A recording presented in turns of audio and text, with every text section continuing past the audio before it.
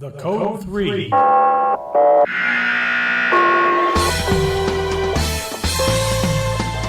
live podcast sponsored by the Marin Fire History Group. All about the history of the fire service in Marin County, California. And now your host, retired Division Chief Brian Waterbury. Well, hello and welcome to the Marin Fire Histories look at the Santa Fe Hill Fire back in June 14th of 1976. My name is Brian Waterbury, and I worked with the City of Santa Fe Fire Department for 32 years, retired as a division chief. So the story goes like this. On June 14th, 1976, was a beautiful day in Marin, very clear, crisp, and temperature was in the 90s. The humidity was low, and we had a wind from the east, and that's kind of unusual for us.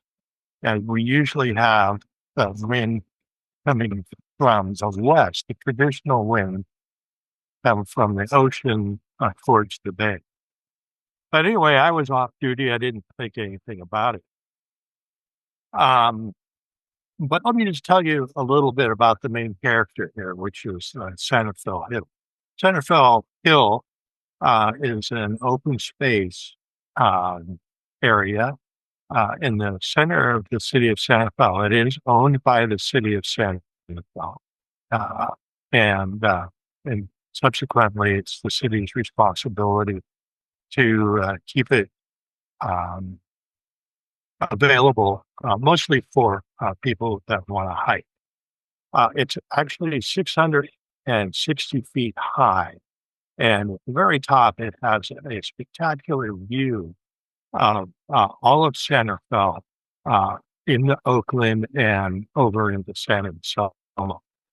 Now, why is it important to talk about Santa Fe Hill Fire? Well, first of all, it sits kind of in the middle of a densely populated single-family residence here in Santa Fe. It has light flashing fuels on it, which is the dry grass during the fire season, and it mixes with stands of oak trees.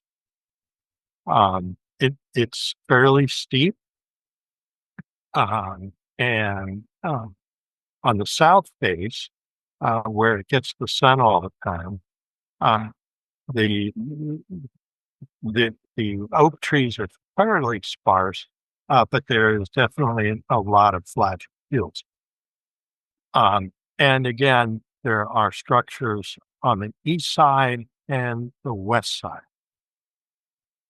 So you can see that we are set up for potentially bad fires, vegetation fires on this property.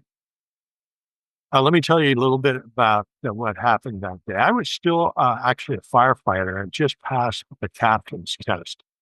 Didn't have an assignment, wasn't officially promoted, but I don't remember how I got called in on this call. It started about 11 o'clock in the morning, 90 degrees, wind gusting from the east.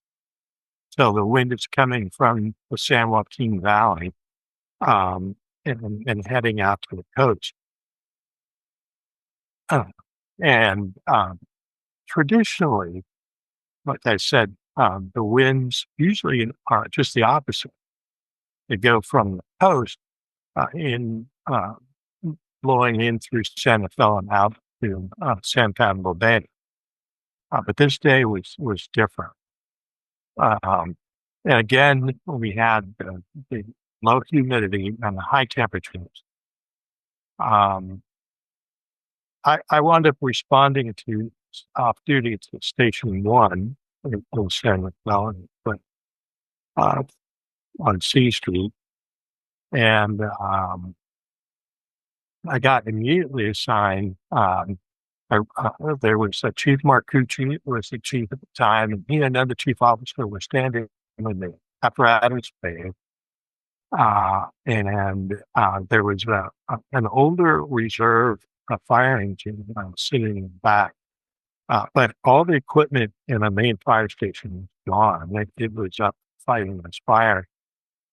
Um, and so the chief said, he said, take that engine and these two firefighters and go up um, into the Fair Hills area and see what you can do. Now, Fair Hills is um, to the west of Santa Fe Hill, and it butts right up against Santa Fe Hill. And it is densely populated by very expensive single-family residents. So we had this fire now that was burning in the opposite direction of what it usually was. And at the bottom, um, right at where the Santa Fe Hill butts up against Fair Hills, is a canyon. And actually, up in that canyon at one time, there was a rock core. So it's fairly steep and plays a significant role in my experience. Um, so we hop on this fire engine, and I'm the acting captain, and with nobody else around. We don't see any fire engines ready. And we make our way up the hill, and as we're making our way up the hill in Fair Hills, um, we can see this fire starting to come towards the end. It seemed like it took forever to get the fire engine up into a position, and we wound up on Wildwood Way. Wildwood Way actually kind of butts up on the canyon, and subsequently they got great views there, but they are up in the chimney. And so we decided to make a stand at 32 Wildwood Way. And by that time, we couldn't see the fire because there was so much smoke coming up that the chimney from the ground. But I knew that the fire now had made the turn as it's coming west, makes the turn, finds the canyon, and now the chimney effect kicks in, and that fire starts coming up. Um, so I couldn't see where it was, but all I knew is that we had to get some kind of water protection behind 32 Wild. So I decided that we need to go out of water and we need a good penetration. So we took the deck gun off the top of the fire engine and we moved it back to the back lawn, which drops off into the canyon. And we made the hydrant at 25 Wildwood. And we ran 2.5 inch hoses to the deck gun. I put a straight tip nozzle on it and just started pumping water as much as we could down into the plume of smoke, hoping that we were hitting the head of the fire. So I couldn't see anything, but I could hear glass break. And I thought, this must be some kind of an outbuilding, maybe a greenhouse. And so we just kept pouring water up there. And by that time, other engines now had come up and were positioned at some of the other homes in the area. So as the smoke clears, the fire dies down, and we get it under control, I looked down the back of this 32 Wildwood down into the canyon, and there's a house just below the house that I didn't know was there. But that was what the glass was breaking. Um, so the interesting fact is that um, when I got down to that house, and it was badly damaged, uh, the windows were broken out, and I was in the kitchen, and I looked out the window, and it had a great view down the canyon. And then my eyes dropped to the countertop, and I saw a half-eaten sandwich. And I thought to myself, my God, this person was eating salad. Remember, it's about 11 o'clock, 12 o'clock now in the afternoon. Sees that fire round the corner down below at the canyon. And it's all they can do is to drop that sandwich and run for their lives. And that's how fast this fire moved up. So once we got mopped up and we got all that under control, we were reassigned to move to the top of Sandwich Hill, and we were doing mop up.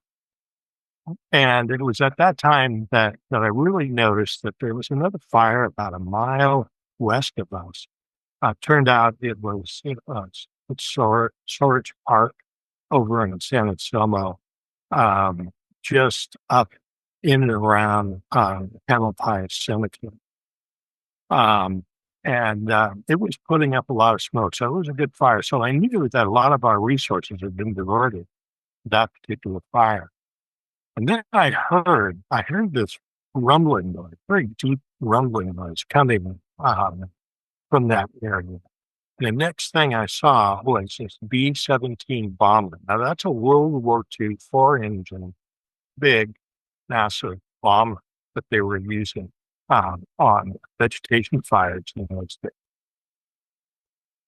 And I tell you, it was barely moving as it was dropping and targeting. And I was looking down at it. That's how low this B-17 was. I'm up at 660 feet, and he comes up over the top of the ridge, drops the retardant, and then he gives it full throttle, and then you can hear the power of those 4 engines trying to pull him up so he can clear the ridge just ahead of him, which he does, unfortunately. But that was quite a sight. Anyway, so the fire winds up burning about 52 acres. So we had 5 homes damaged. Nothing totally destroyed, but some fire damage, a lot of smoke. Turns out the fire was started by a young boy playing with matches over in and around the Falkirk mansion, the Boyd mansion at the bottom of the hill off of Mission Avenue. And that is like every time we have a fire up there, it's usually started somewhere in that area.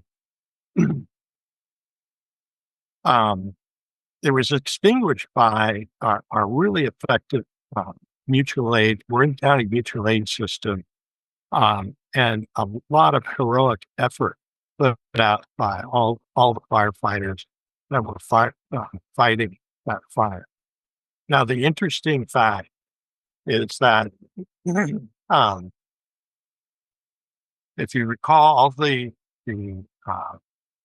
weather conditions, and those of us in the fire service know those are perfect storm for a bad vegetation fire, driven by slope and driven by wind.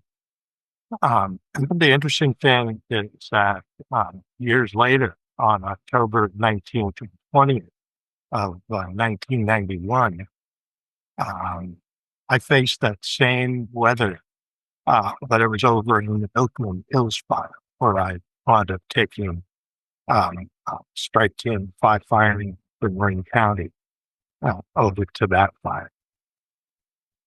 So that's my story. and I hope you learned a little bit from it. And I want to thank you again on behalf of the Marine Fire History Group of joining us, and stay safe out there.